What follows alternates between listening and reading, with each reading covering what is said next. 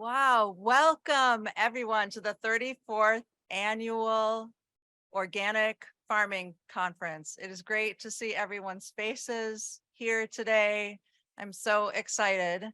This is a little bit different for us to be doing our keynote in the lunchroom, but it's nice because so many of us are here at one time, and we're really excited to do some farmer recognition and hear from our keynote and have time on the agenda for some more networking in other spaces. So I do want to say that since last year we were together, it's definitely been a busy year. We've got our rebrand that happened, but we are still absolutely committed to farmer education that is farmer-led and supports organic production. Last year, when we were here together, I said that we were committed to ensuring that we were not only providing educational programming that you're asking for, but we're working to resource farmers and provide you the resources that you need to have thriving farm enterprises. And I'm really excited to say that this last year has seen a lot of programmatic efforts that get us there. So do stop by the our Marble Seed booth and hear more about our programming. Some really exciting things are happening that are going to directly resource farmers in this community, which is really exciting. We've also, in that respect, grown our staff. So I want to just take a moment for staff that are here in the lunchroom. If you want to stand and wave, I know this is a big crowd, but hey. Thank you. So it sounds like we need to be a little bit louder for the back of the room. Yeah. Woo. I also want to acknowledge our board of directors at this time. So for the board, we have a growing board. So we're welcoming new board members at the conference this year. So if our board could stand up and wave, it's a big.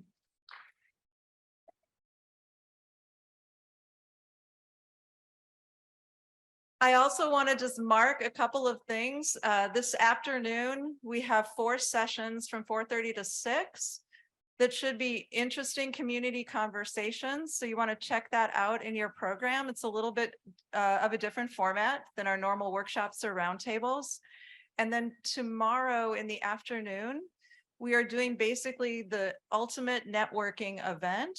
We're going to use open space technology, and all of the things that kind of you've experienced while we're together will be our opportunity to really engage with that content and have some amazing conversations, and we'll see what comes from that. So I want to mark that. That is also in your program. So one of the duties of our board of directors is to do farmer recognition. And so at this time, I'm going to invite Carmen Fernholz up to introduce this year's Farmer of the Year.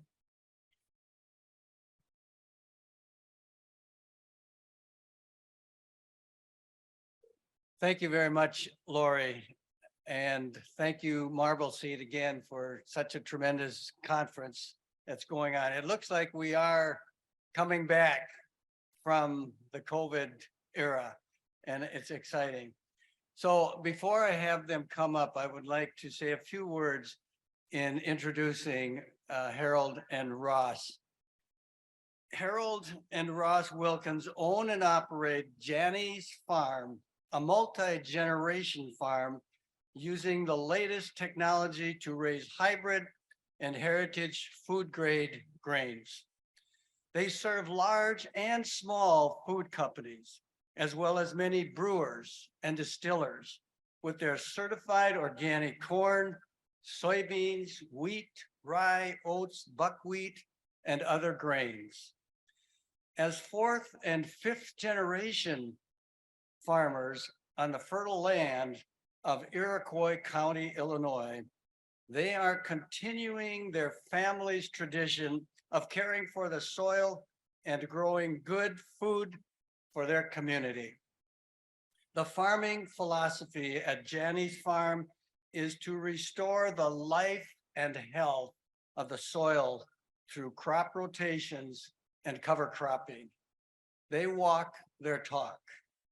These practices add nutrients to the soil sequester carbon, increase water absorption, prevent soil erosion, and can suppress weeds, insect pests, and soil-borne plant diseases. Additionally, they provide jobs on the farm and in their mill that help keep their rural community healthy, economically and environmentally and socially sound.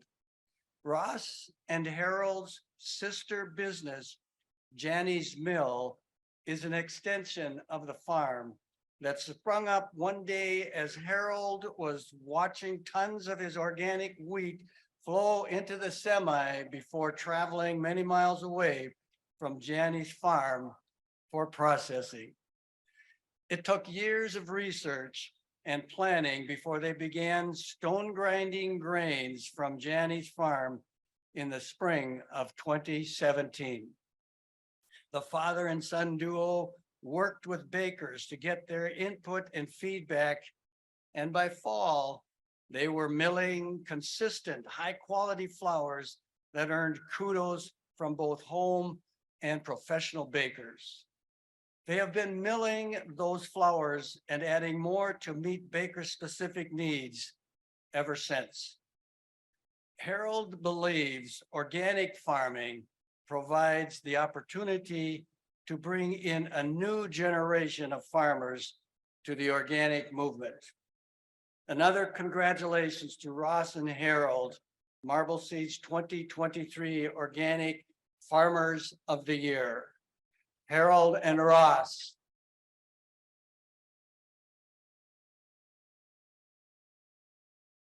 And while they're coming up to the stage, I just want to let you know that I did have the privilege and the opportunity to visit their farm and their mill in Illinois.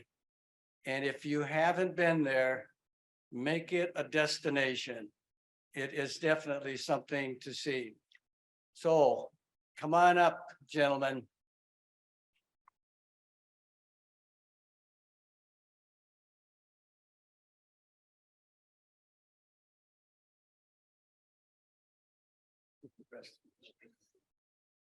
We gotta get Thanks, dressed, Carmen. right? Well, Are they coming up? I can't believe they're bashful today. No, Okay. Okay.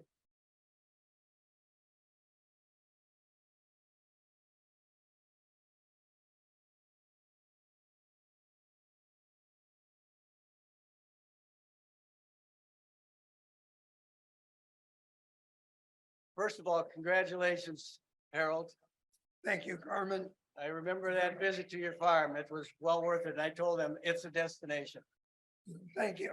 And on behalf of Marble Seed, we would like to present this memento to you. So you've got something to look at every year. And now you are part of the club, the Farmers of the Year. So welcome. And we look forward to many good years with you. Thank you very much, Carmen. It's all Thank yours. you.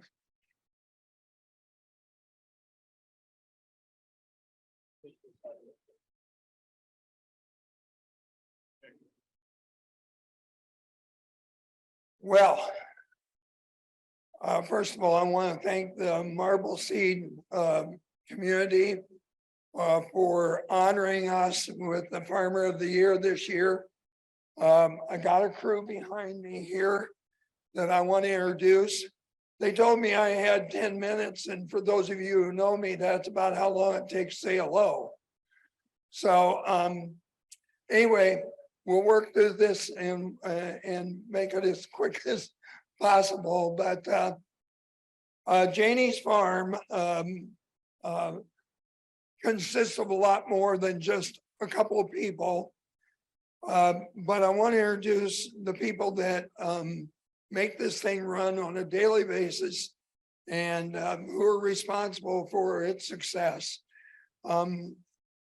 Up here on the screen, you see our two logos, and in the picture is my son Ross and I, and my nephew Tim, our nephew Tim.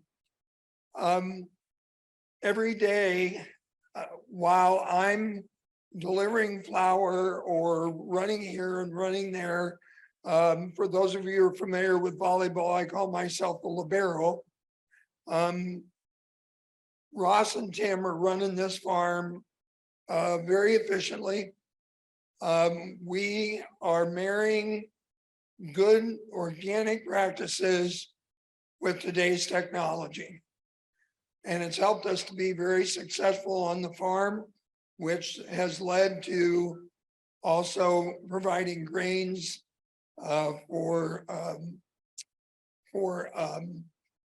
our flour mill, as well as for distillers, brewers, and other companies. I have some other people that I need to introduce to you.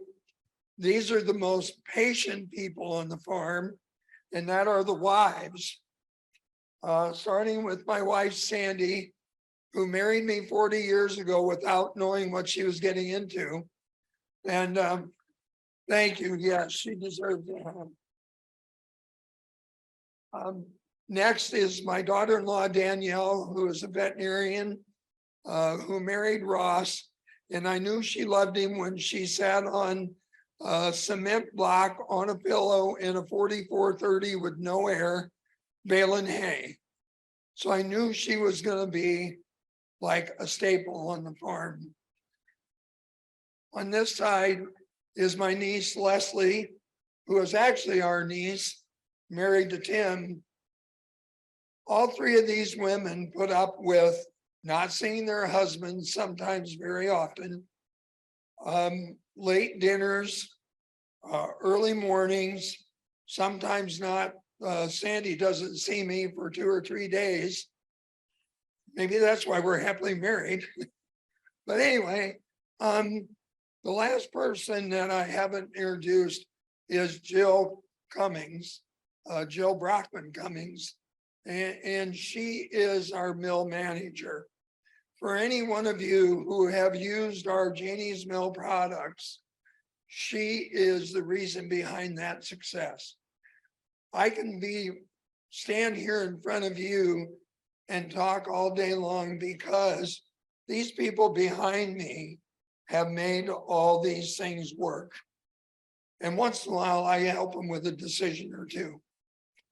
But I'm very grateful that we've been honored. And oh, they're already ahead of me. That means I got to hurry up and talk. Okay, can you back us up a little bit? Back. Okay. This is the reason it's called Janie's Farm. In 2001, my wife and I went through what nobody wants to go through, and that was the passing of our daughter in a car accident. Janie's Farm then started the following year when we received a condolence letter from Herman Brockman, Jill's dad, asking us to farm 30 acres for him organically and to transition. That was the start of Janie's Farm. We started in 2003. Ross and I came up here for a Moses conference. I'll get to that in a minute. You want to change the screen? There you go. Sorry. Hey, here's a picture of Herman Brockman with Ross and I want to explain to you that Herman Brockman in Central Illinois has done more for organic farming than any other one person. He has been very vocal as to taking care of the soil, taking care of the people, and his children have lived on his legacy. Herman still lives on their farm over by Congerville, Illinois. But all of his children have gone on to do things that promote organic farming and to feed healthy people.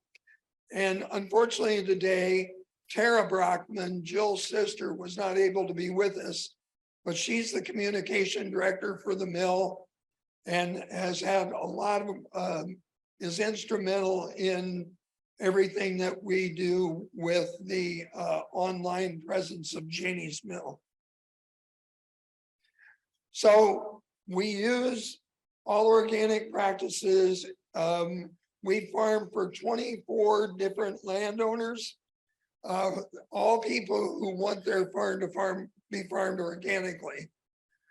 So these are pictures of the crops that we raise and harvesting wheat. Like I said, we use the latest technology. We use GPS. We've done a little bit of no-tilling. We're not there to make it a part of our regular rotation yet. But the grain beds that you see in the back of where I'm standing, they have electronic monitors on them to make sure that the grain doesn't go out of condition. So this is Jill's, no, actually Jill's baby. She manages the mill. She makes sure that all the grain that she needs is in the mill. She calls the farm. We make sure that she gets it, or she works with our other partners to make sure it's here. Some of you who are here today do provide some grains to our mill. There are 47 different products that we have.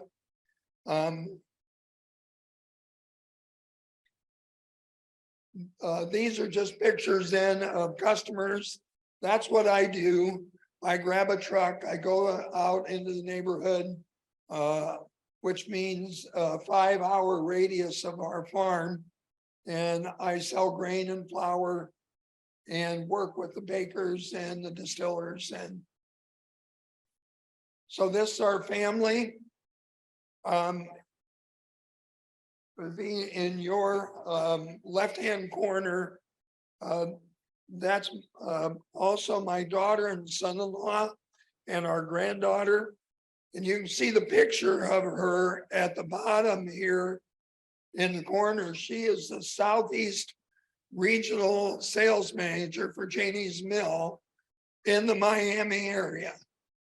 So if you're from Miami and you need flour, look up this little girl. So we're very pleased to be here. I have some other people to recognize. We have our crew from the mill. We call them the all-purpose girls. Yes, please give them a hand. And we have a booth, number 10 down there, where these young ladies are in charge of the booth while we're doing other things, but I'll be around there too if any of you have questions. Again, thank you very much. Ross, what did I miss? By the way, Ross and I are the opposite of everything I know about a farm father and son team. I'm the idea guy, and he's the guy with the checkbook that I got to go through to get things done. And that's why I'm up here. He says, "You talk, Dad. I'll do the books." So thank you very much, everybody. Have a good rest of the conference.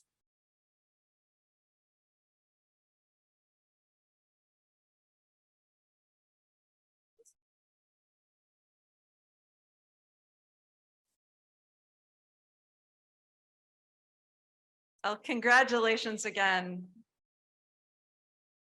It's a nice reminder how much of a community effort goes into farming organically and getting products to people and animals that need them, that are organic. So I am going to welcome up to the stage and Alan Lewis from Natural Grocers to introduce our keynote.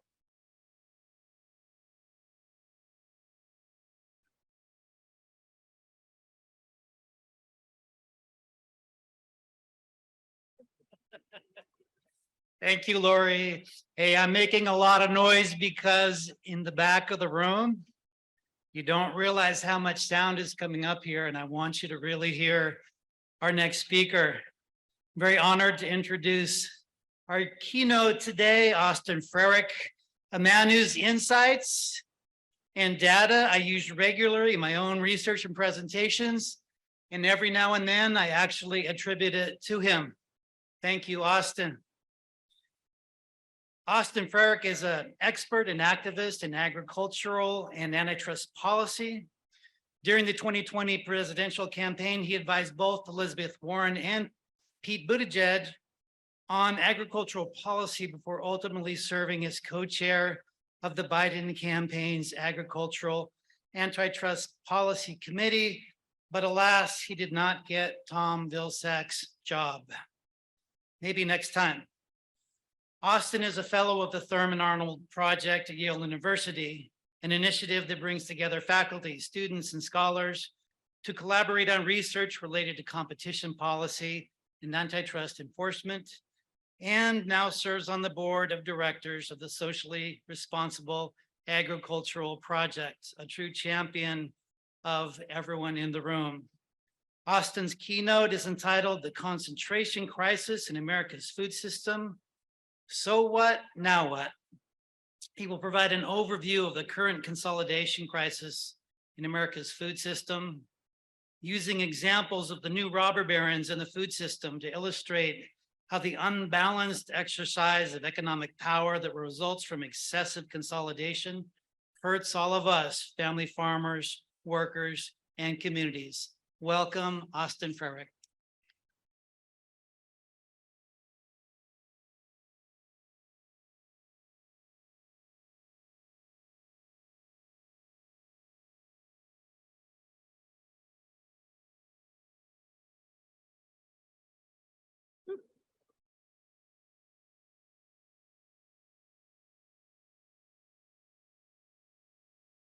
All right, can you hear me in the back? Good, okay. So the way I structured my talk today is two parts. The first part I call the womp womp, like let's have a very honest conversation over where things are at. But then the other part of my talk today will be the vision. Because to me, it's not enough to complain. You got to know what you're doing. You got to know where you're sailing your ship. But also you got to diagnose what went wrong. So that is my goal in this talk today.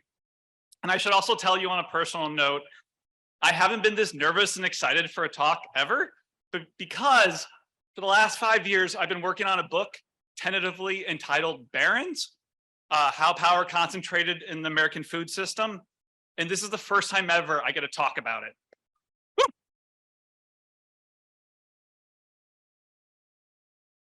You should feel sorry for my spouse. For the last 5 years, every little factoid of my Baron, that's what we talk about at night. But yeah, so I'm going to talk about with one of my Barons today. But before we do that, I want to give special thanks to a few people. I want to thank the Wisconsin Farmers Union, the Harkin Institute, the Economic Security Project, and Professor Fiona Scott Morton for their support of my book project. I want to thank Island Press and my editor, Emily Turner.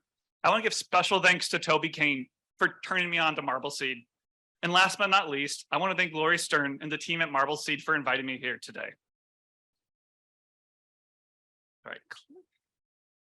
All right, let me tell you about my Barons. So my first Baron is my hog Baron. It's Jeff and Deb Hansen of Iowa Select Farms. To give you a context of their power, they do 5 million hogs a year. I'm using their story to tell the corporate capture my home state, Iowa. In the 2020 governor's race in Iowa, these hog farmers were the largest political donors in the state.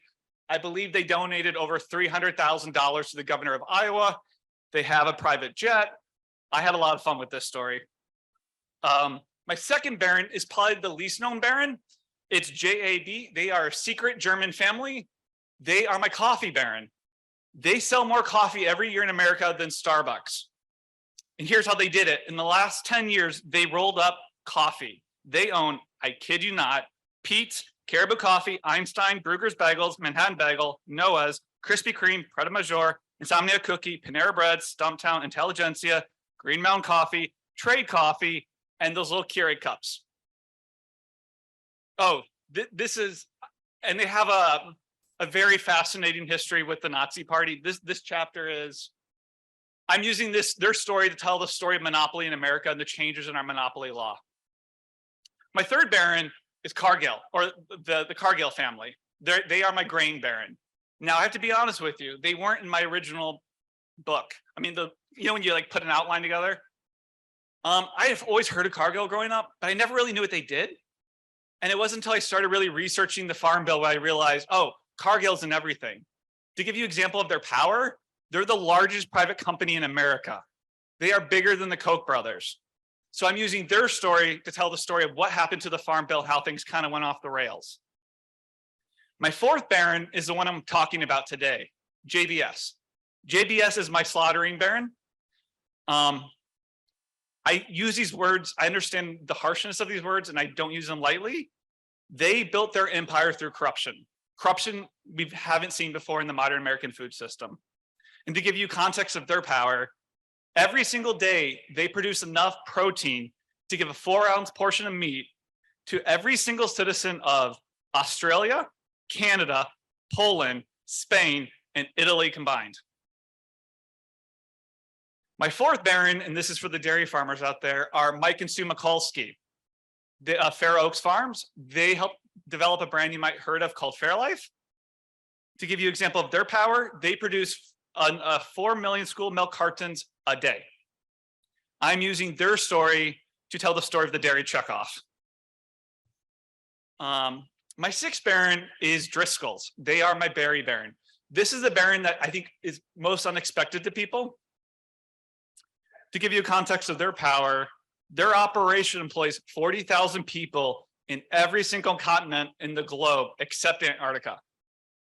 Here's the funny thing. They don't grow any berries. They took the chicken model of production, which is just a new version of sharecropping, and applied it to berries. So I'm using their story to talk about the rise of this neo-colonial global production model. And last but not least, I fought this one. The Walton family is going to be my grocery baron. I wanted to do other barons, but when you start talking grocery, Walmart is the queen bee by a mile. Every $4 American spends at the grocery store, $1 runs through the register. The Walton family is the richest family in the world. Also, just on a personal note, if you have any examples or any little tidbits you want to tell me, feel free to reach out. I mean, that's been such a crucial part of writing this book. It's just the insights I've gotten from various people, little tips. You should go look here. They do this. I'm finishing up the Walmart chapter right now. So if you have any experience with them, please reach out. And my email is on that first slide, but just to repeat it, it's austinfrerick@yale.edu, F-R-E-R-I-C-K. So yeah, so let's dig into my butchering baron. Okay. Oh, before we get there, I want to share with you a very important lesson I learned. And I've been very fortunate in my job that I get to sit in on business school classes. And I had such an aha moment a few years ago where I realized the goal of a corporation is monopoly. That is what the business model of Silicon Valley is. That's where you get profits. Competition is hard. Competition is ruthless. And just to illustrate that point, I want to talk about this interchange near my parents' house. I'm from Cedar Rapids, and this is on the west side of town. Growing up, that northwest corner used to be a gas station, and those two corners on the east side. The two corners on the east side, those gas stations always competed on price. So if one lowered the price by 5 cents, I kid you not, an hour later, someone came out with those little number things and changed it. And then the gas station on the northwest corner competed on service. The gas was always a little bit more pricey, but they would fill your tank. So older Iowans, especially this time of year, loved it. So every time you approach this interchange growing up, you had a marketplace where companies were competing on service and price. Fast forward to this screenshot today. One's a Walgreens, one's a Flowerama, and the other one got bought out by Casey's. And if you go around this interchange now, they're Casey's. So what was once a competitive marketplace is now a more concentrated marketplace. And so I say this point because I think that's such a fundamental tension we need to remember. There's always this tension between government wanting competitive marketplaces because that's better for workers, better for farmers, better for innovation. In business, not. That's why they hire lobbyists. Their goal is to not have competition. So let me tell you a little story. Let me paint you a scene. So JBS, my butchering barons. So the photo on the top left is Jolai Batista. He's one of the brothers that helps own the JBS. The bottom left photo at the time was the president of Brazil, Michel Temer. And the photo on the right is the vice president home of Brazil. Fun fact, the reason why the president of Brazil was living at the vice president's home at this time was, I'm not kidding, he thought his home was haunted. So let me read from you the start of this chapter. On the night of March 7th, 2017, Michel Temer, the president of Brazil, welcomed into his home Jolai Batista, chairman of the meat giant JBS, for a meeting. The pair made awkward small talk before turning to an urgent matter that brought them together. The president's leadership was under threat. A sweeping anti-corruption probe was roiling Brazilian politics, and investigators had already linked one of the president's political allies, the former House Speaker, in a graft scandal involving a state-owned oil company. Would the former House Speaker implicate the president in the scandal? He brought his fears to Batista. Batista, his brother Wesley, and a handful of family members controlled JBS, the world's largest butchering company, through their ownership of a holding company called J&F Investments. When he spoke with the president that night, Jolai Batista informed the president of Brazil that JBS had been sending bribes to the former House Speaker, quote, every month, and even gave one of the Batista's personal helicopters to the former Speaker's fixer. He tried to calm the president by telling him he was, quote, taking care of the problem. The president replied, you need to keep that up, okay? Batista agreed that he would. But while the president felt placated, he was really being betrayed. Unbeknownst to the president, Batista had been wearing a wire as part of a plea bargain related to the company's role in the scandal. 2 months after their conversation that March, a leading national newspaper published audio of this conversation. In response, thousands of angry demonstrators marched towards Congress calling for the president's resignation, and his approval numbers cratered to 7%. The president finished his term in disgrace, and police later arrested him twice for corruption charges. But for Batista, the decision to cooperate with investigators was a saving grace. It preserved JBS's empire and kept him and his brother out of jail. In addition to providing valuable assistance to ensnaring the president, they were supposed to fess up to all their crimes. J&F Investments admitted to paying, I'm not joking, $150 million to 1,829 politicians between 2009 and 2015. One bribe included a $1.5 million Manhattan apartment. Here's the thing, this story is not over. We're gonna come back to it in just a second.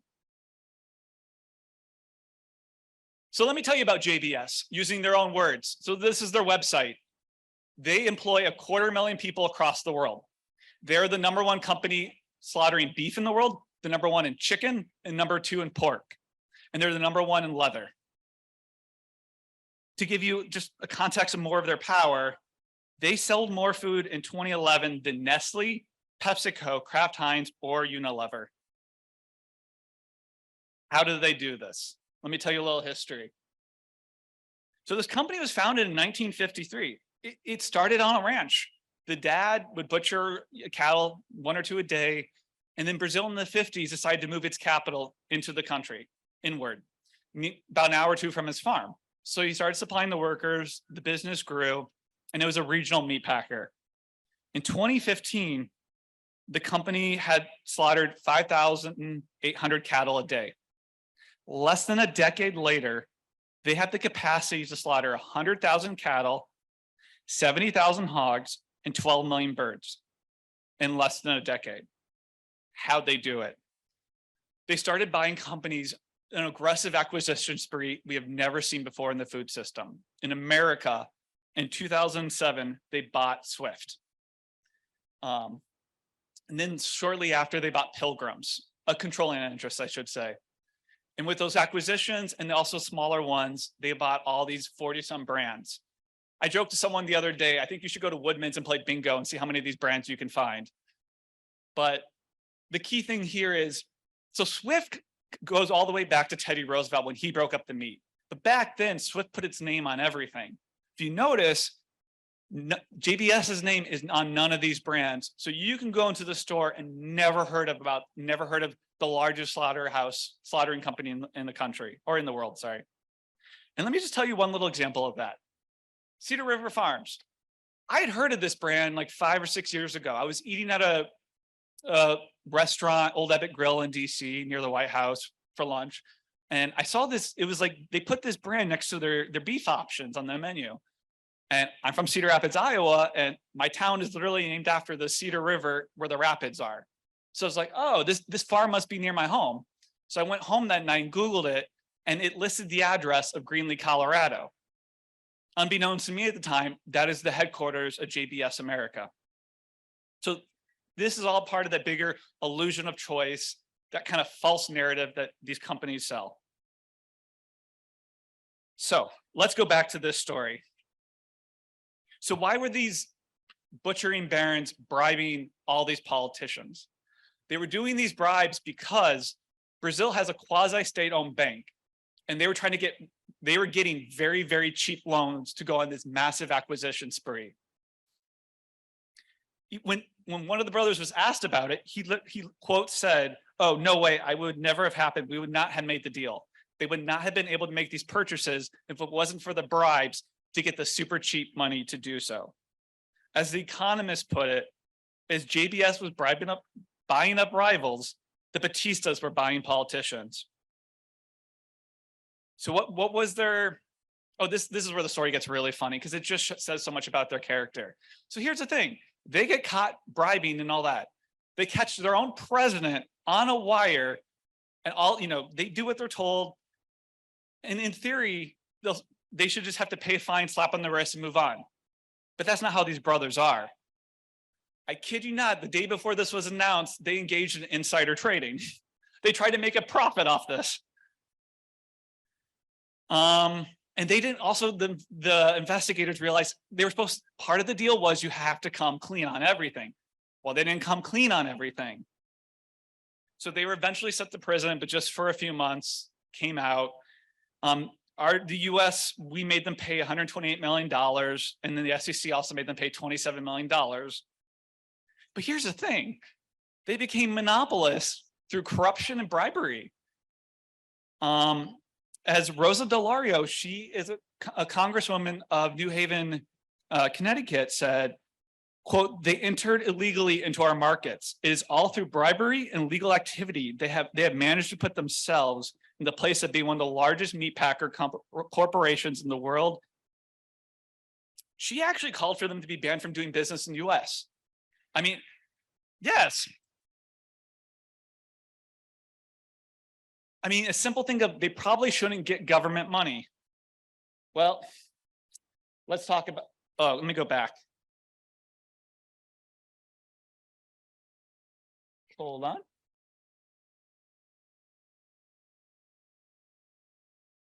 So what happened? Let's fast forward to now. So Vilsack admitted, when asked about this, told a congresswoman that, oh, we cannot not buy from them because they're just too big. This same company hired children as contractors to clean their equipment. You might have seen it. The story I have on the right says it was 30 kids, including 13-year-olds. It was recently updated to list over 100 children working in these slaughterhouses. We are back in the era of the jungle. And in the middle one, they're getting bigger. I know Vilsack likes to talk about making these markets less concentrated. The markets are more concentrated today than when Vilsack took over.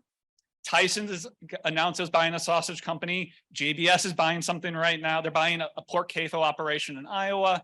And Cargill, my grain baron, bought a big chicken company, is now the #2 chicken overnight. So I know Vilsack is giving away a bunch of taxpayer money, but these markets are getting more concentrated. And knowing these brothers, I doubt they'll give up market share. So The way I compare Vilsack's action to handling these concentrated markets is, have you ever have Ask Jeeves or Yahoo for searching? It's like giving them $1 billion and saying, good luck against Google.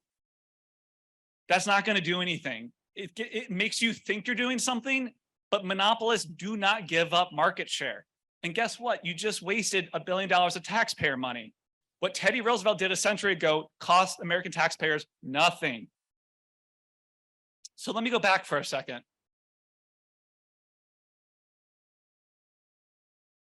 So what's funny is what really got me going on all this was in college, my first exposure to write about the food or agriculture was about slaughterhouse workers.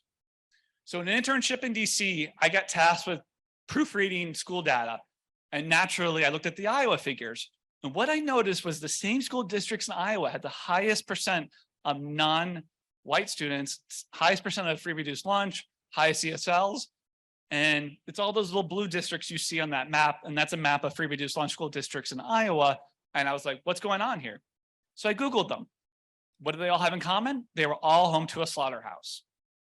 I spend more time in this chapter in my book talking about it, but the labor has really felt the brunt of this. I mean, we saw the jungle, how labor was really squeezed, but because of actions to restore competition to these markets, meat packers, including my grandfather, enjoyed a real middle-class moment of the middle of the 20th century because of government intervention to preserve competition in these markets.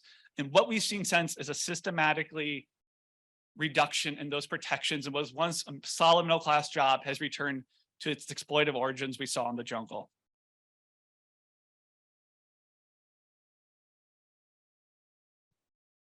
And so I want a little bit more about JBS is their first move. So I want to make this point because it's really important for monopoly. There's something called vertical integration and horizontal integration. Horizontal is when I slaughter beef and I'm buying all the other beef slaughterers. So for like JBS, it's when they bought Swift, other meat packers. Or vertical integration is when they start buying the animals. So for example, Smithfield, now owned by WH Group of China, is also the largest owner of hogs in America. They own about 1 in 5. What you're also seeing a lot of meat companies do now is they're getting into further processing. They're buying the barbecue, like the things in the grocery store, like the barbecue beef, like the pre-made stuff. And what's even more scary now is you're seeing the retailers making vertical integration moves, with Walmart helping to build a beef plant, I believe in North Dakota. They have a dairy plant in Indiana. Costco's getting into the chicken business. That's kind of where we're at with this stuff. And just to give you a context of how quickly this changed, in 1997, the largest 4 firms in meatpacking only controlled 25% of the market. In 1992, they controlled 71%. And because of this, when markets are that concentrated, it's just so easy to act like a cartel. JBS alone has agreed to pay $110 million in 2020 for price fixing in chicken.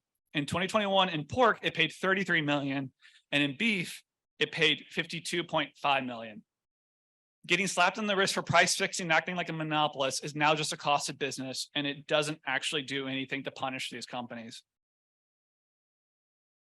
This is also something I learned recently. It's called the Southern Model.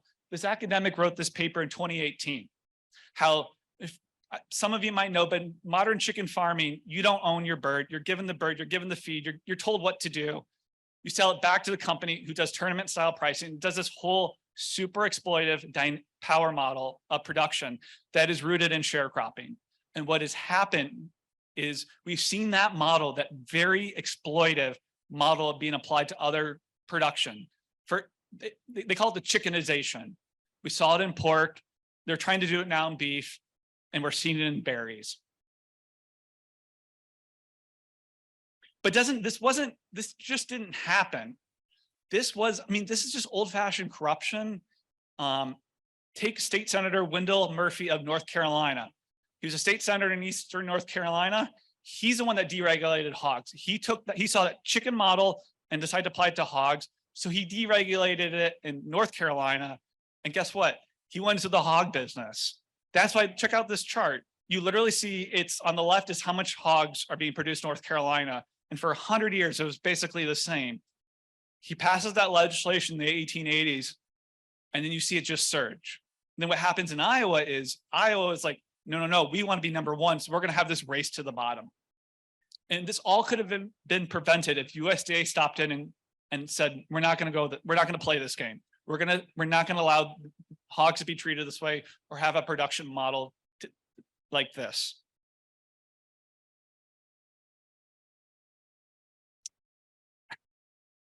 I love this article in Bloomberg Law from 2019. It was right before Thanksgiving, and the author was talking about how every single meat in America, including tuna and salmon at the time, except turkey, was under investigation for some form of price fixing. Fast forward 3 weeks later, turkey was under investigation. And so what this means for farmers. So check this out. I had one of the students that helped me with this book go through old USDA records and show for every, this is from the percent, or sorry, how much a farmer gets for every dollar spent in the grocery store. This is just a nerdy note. The reason why the lines are two different colors is they changed the methodology. But basically what you see is, you see it kind of bottoming out in the Great Depression. Then you see that New Deal Farm Bill take hold, and we see the highest percent ever for farmers, like dancing around 55. And then what we've seen is a systematically shifting of power where those corporations are getting more and more of that chunk to the lowest levels now we've ever seen. So I painted you that grim photo, or I just told you this is kind of the state of things. But what do we do from here? So I think especially now, I was just thinking about this the other day. I was talking with my dad. My dad's an ethanol truck driver in Iowa, and I don't think people appreciate, or especially in the agriculture community, especially in my state, what the Inflation Act is going to do to ethanol. You're going to see the transition to batteries really speed up in cars. And keep in mind, just a few years ago, for the first time ever, the single largest use of corn now in America is ethanol. My point being, that market's going to collapse fast. And so we need to start thinking now, what is going to replace that farmland? I personally think we should put animals back on the land and take them out of the metal sheds, but that is my 2 cents. Oh, wow. Whew. Trust me, if I said that at the Iowa Farm Bureau convention, I wouldn't get an applause. But you also got to think, what should the system look like? Because to be a robber baron is easy. You just buy out politicians, you take away the regulations, and you go where no one else is willing to go. That's what makes a baron usually. They're willing to be more ruthless than the average. They're willing to be ruthless in a way that most people cannot be. And so if we make this transition, what should grass-fed dairy and meat look like? I mean, and then how do we deconcentrate this markets? How do we do what Teddy Roosevelt did a century ago? Because every market's a construct. So, I mean, here's just some of my ideas. One is, I mean, some states, Iowa has this rule in the books, we don't enforce it, but we have a law saying you cannot own the animal you slaughter. What about a national rule of that? You would break up most of the meat companies because Smithfield owns a lot of hogs, Tyson's owns stuff, that's a simple rule. I think most Americans get it. They just don't think a corporation should own an animal. I should also say, I'm a big fan. The simpler the rule, the better the rule. Make that line as yellow and bright as possible, because lawyers in DC make their money through gradation. And now going to horizontal integration, how do we prevent meat monopolies or deal with it? I'm a big fan of saying, once you're a company and you're this size, you cannot buy another company. Because here's the thing, they're not going to buy a company for pro-competitive reasons. If you're a beef packer buying a pork packer, you're buying it for an anti-competitive reason. I'm also a fan of saying you should only be in one line of protein. If you're a large company butchering pork, you can't do beef. That's a discussion, but that's actually what my breakout session is going to be at 2:30. So I invite you to come. I'd love to hear your ideas. I just think it's fun. I mean, this is, to me, is the fun part. What should these systems be? Because that moment's coming sooner than we think. Okay, my second idea. I know it's cliche, but I think school mills are so huge for the procurement power they have. Especially for a lot of the producers in here. I mean, schools are just good contracts. I mean, who politically, first of all, it polls very, very well. Who doesn't want every Wisconsin child drinking Wisconsin milk and Wisconsin beef? And here's the thing, if anyone doing this already, make sure you and I know there's a lot of stories of how hard this is to get it because of all these government rules. Document it. Hey, we tried to do this at our school district, but we had to go through X, Y, and Z. The more detailed you are, the more likely you are to get something done. Because all you have to go is keep in mind, people in DC are moving a mile a minute. The dirty secret is the Hill. The Capitol is run by a bunch of 20-year-olds. So if you literally tell them, change this little rule in the program, that's huge. My third thing is, and this was, so in 2020, right before COVID, we did a survey asking every attorney general in the country, their office, how many antitrust lawyers do you employ? Wisconsin has 1. Iowa has 2. I don't think we have any now, but encourage in your meetings with the attorney general's office, encourage them to hire more antitrust lawyers. View antitrust lawyers as cops in the beat. Their job is to police these markets, but also, they're doing a lot of different things. You got to let them know. Hey, I think this is going on in the fertilizer market. You should really look into it. Again, the easier you make their lives, the more likely you are to have something happen. And the fourth, I think this is really important. And what I mean by journalist is you got to flag stuff for journalists. If you see something, don't expect, journalists aren't going to find it. They're underpaid and they're asked to do a ton of things. So take this story here on the left. I kid you not, someone I know in Western Iowa, like near the Council Bluffs, saw a CAFO farmer literally taking his dead hogs and throwing them into a mulcher like Fargo. And so what was happening in her creek was she was seeing all these hog parts. She told a journalist, hey, she called up the reporter, hey, you should know this. And that's what happened is this story got published in the paper and that farmer got then hit with a fine, told you can't do that. Same thing over here on the right. Someone I know in Des Moines saw scrolling through LinkedIn that Vilsack's son left his job at an elite law firm in Des Moines to go work for one of those carbon pipelines. I don't know if you know, this is the big thing in Iowa right now. They're trying to capture the gas from ethanol and take it all the way to North Dakota and bury it underground and call that climate change. And the rumor in the street is they're going to use that gas in fracking.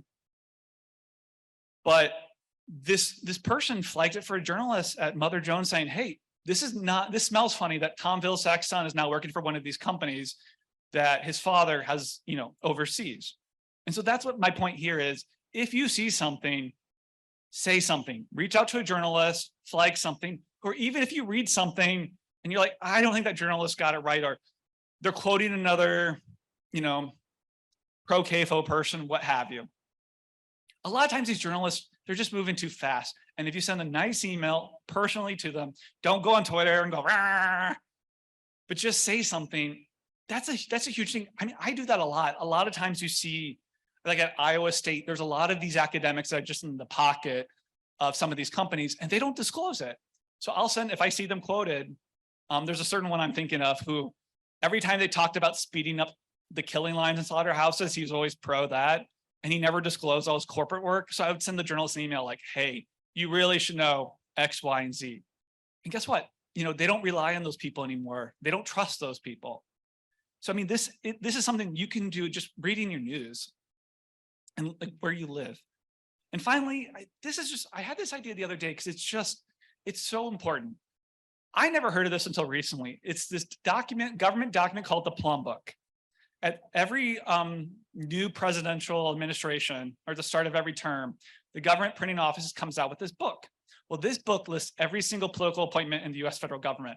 We're talking over 4,000 appointments, and USDA has a lot. I think every state gets like 2 statewide kind of directors. So what I encourage all the organizations in this room to do is think about who in your organization, who wants to serve in their state, in DC, because guess what? These jobs got to be filled. And we're about to, I know we're all kind of dreading the next presidential cycle, but it's about to start. And you got to start having those conversations now, because who do you want in those seats? Do you want a hack for one of these barons, or do you want people in this room? Because it's a lot easier too for people in this room to have conversations with government officials if they come from this world. And so I cannot say this enough. I really encourage people in this room to seek these government appointees. And again, the more work you do here, the easier it's going to be, because it doesn't matter your political party, these jobs need to be filled. And a lot of the congressmen, senators from each state, they want their own people in these positions. So I encourage you, have a conversation with your group. Who wants to do this? Gather their resumes, gather the names, and let your congressional offices know. Because this stuff, you won't believe, I mean, they're trying to move a mile a minute. When you're filling 4,000 jobs, you know, and especially in DC, I mean, DC, everyone in DC is trying to gain for the military job, sorry, defense, secretary of, you know, state, treasury. A lot of people who are interested in USDA aren't in DC. So, you know, it's not top of the priority. It's not up there. So I really do encourage people to think about that. And finally, I always like to end with this slide. Never forget now that the system we have now in America is radical. It is radical that one couple in Iowa owned 5 million hogs. What I love about this organization, being in the room with you all today, is so many people in here are working for a better tomorrow of what the system could be. I always joke that, I mean, Iowa should be the Italy of America. I think we have the best soil, but you know, but I mean, even the driftless, this is a beautiful region. This should be the, you know, people should come here for tourism. I mean, tons of people are already doing great things. Let's build on it. And I also think people, everything's so doomy and gloomy right now, kind of in politics. People crave a positive vision. And that's why I don't want to just complain about my barons. I want you to see my barons, understand how they master power, because you have to study how they master power to see what corners they cut. But people also want to know what it could be. And on that note, thank you so much. Woo.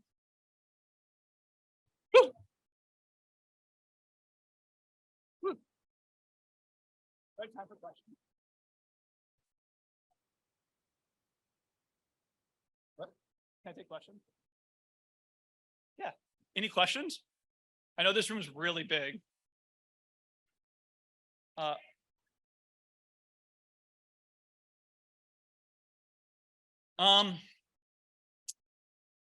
Yeah, so the question was, what do we do about meat processing in Wisconsin? That's a really good question. And here's a little thing I realized. We don't even know the market numbers on this stuff. This isn't rocket science. We should ask the state agency, what is the market share? One of the things monopolists do is they stopped doing a lot of these numbers in the 80s. So we can't even have a conversation over it. So for example, my friend Pete Harding, I invited him out to, if you read the Milkweed, he's the editor of the Milkweed. He came out and presented a paper at a conference I put together last year that one company had an 85% market share on fluid milk on New England and all of New York City. And that's because, I mean, we should have these numbers. So I would encourage that we can't even have these conversations because we don't know how bad the problem is doing that, but then also meeting with your state attorney general's office, being like, hey, bringing in those examples of how you're being shortchanged. I mean, I've had conversations today with people who are, I mean, the other monopoly no one talks about is Cisco. Cisco Foods. It's just all the shenanigans that comes along with that. And you have to help those people know those shenanigans. Here's what I've experienced personally. It's such a powerful statement. Yeah. Yes.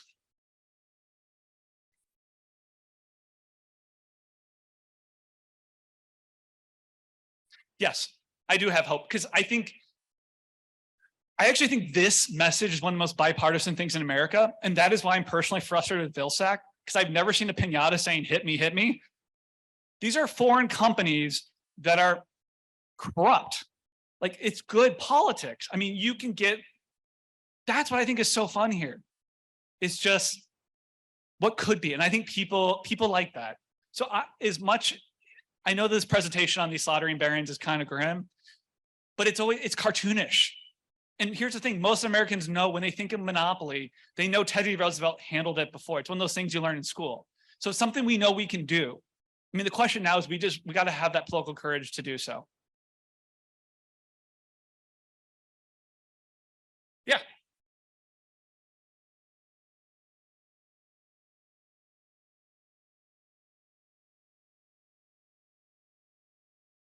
Yes, but I don't know enough to comment on it. Oh, the question was, are you seeing concentration or this monopoly behavior in the organic space? Yes, that's something I'm more concerned about the labeling part.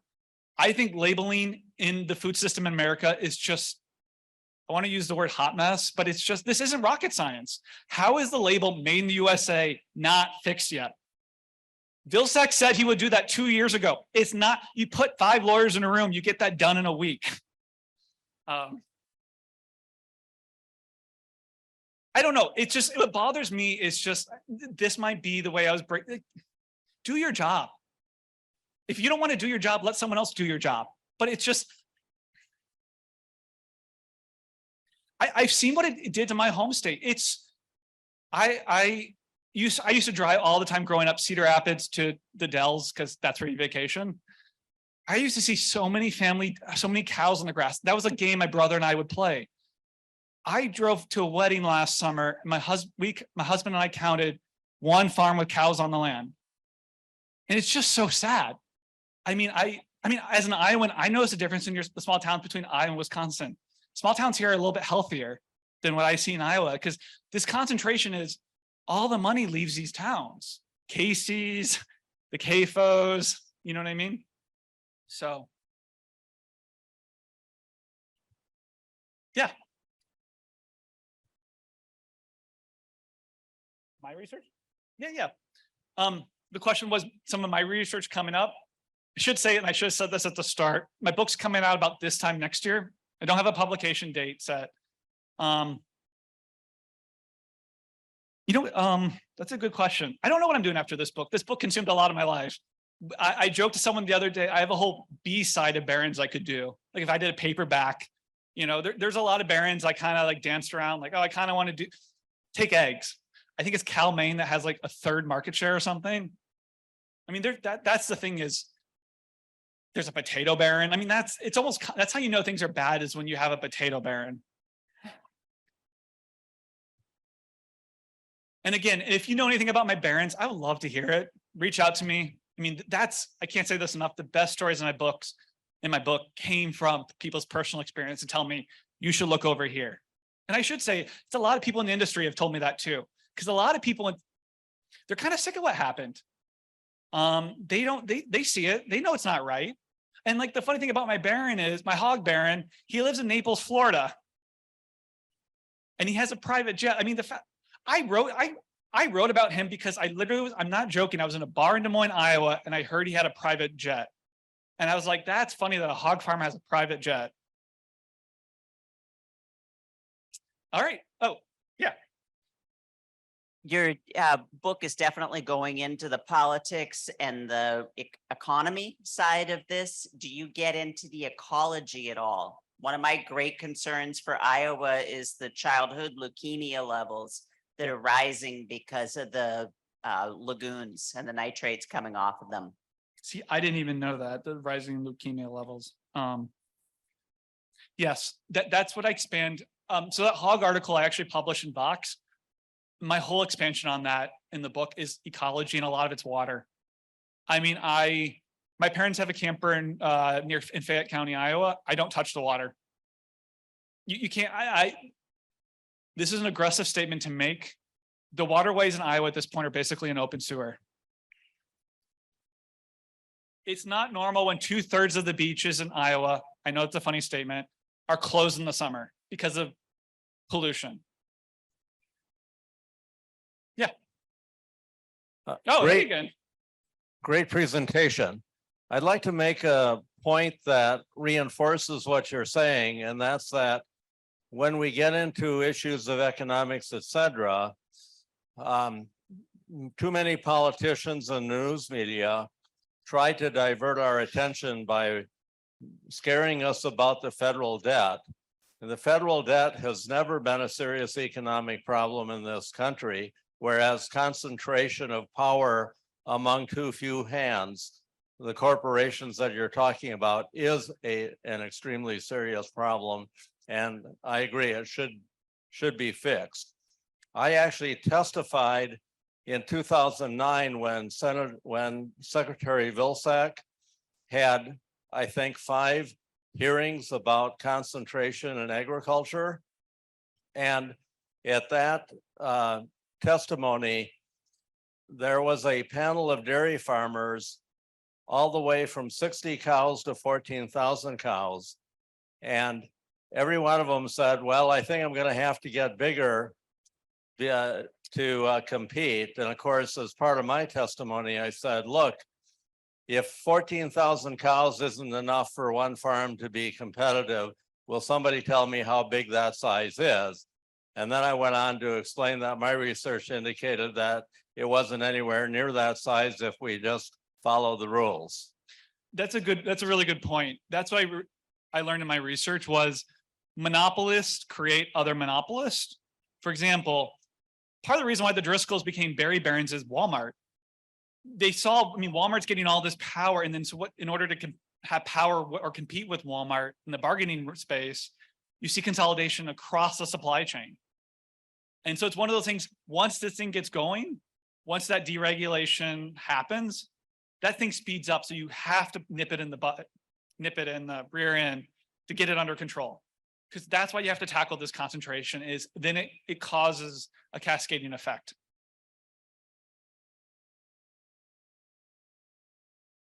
Any more? All right, if you have any questions, feel free to approach me. I thank you so much. It's been such an honor.